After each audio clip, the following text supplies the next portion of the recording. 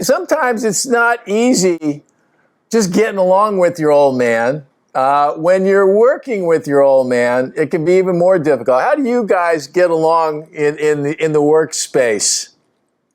Wow, that's a good question. How do we get along? I mean, we mostly just know when to separate shit. You know, like we both have no filter with each other ever.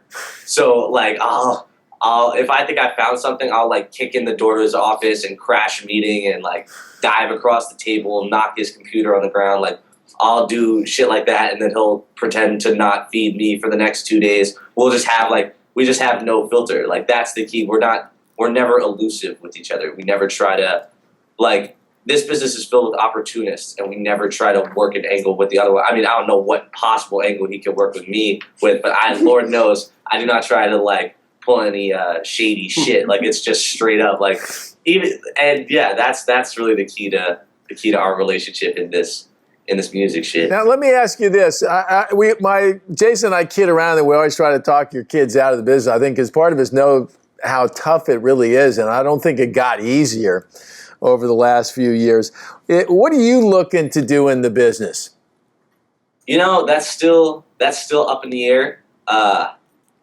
I mean, I want to sell records at the end of the day, you know, and I want to make quality music, and I want to bridge the two together. So that's, I might end up managing a couple producers and writers that I'm excited to work with. But as of right now, it's just I'm consulting everywhere I can. I think we're gonna end up going more of the A&R route, because that's really like, I love the feeling when you first hear something, you're like, fuck, that's incredible, and then eventually, like he said, the jigsaw puzzle, I love that shit. So that's really my fascination with music right there. Yeah, I mean, he's leaving out an important detail, which is that, you know, he's developed a relationship with one of the greatest rappers of all time, Royce the 5'9", and they have a sort of an informal, you know, I call it arrangement, whatever. But you know, it's really awesome because Royce, you know, we've gotten a chance to be in the studio with him. I was just there as a chaperone because it was,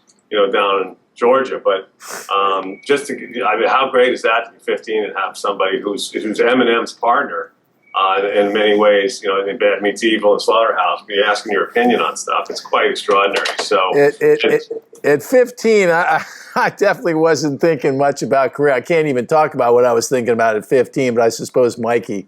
I know at 15, Steve, I was taking guitar lessons at the Y. I think learning how to play Feeling Groovy and then Honky Tonk Women. That's about it. Yeah, there you have it. Well, the Apple did you get a chance to see my sign I have on my desk here? Because once in a while I have to remind Mikey about this, you know, when he gets too out of the line. fucker in charge of you fucking fucks. I told you, somebody in our office actually had made one of those up and ripped you off and came in and put it on my desk, and I've lost it. That's good stuff, Mikey. And you're a sophomore in high school? Yeah, actually, my first day of sophomore year is tomorrow. You're actually still going to school, I hope, right? I am, yeah. I am not. That's key.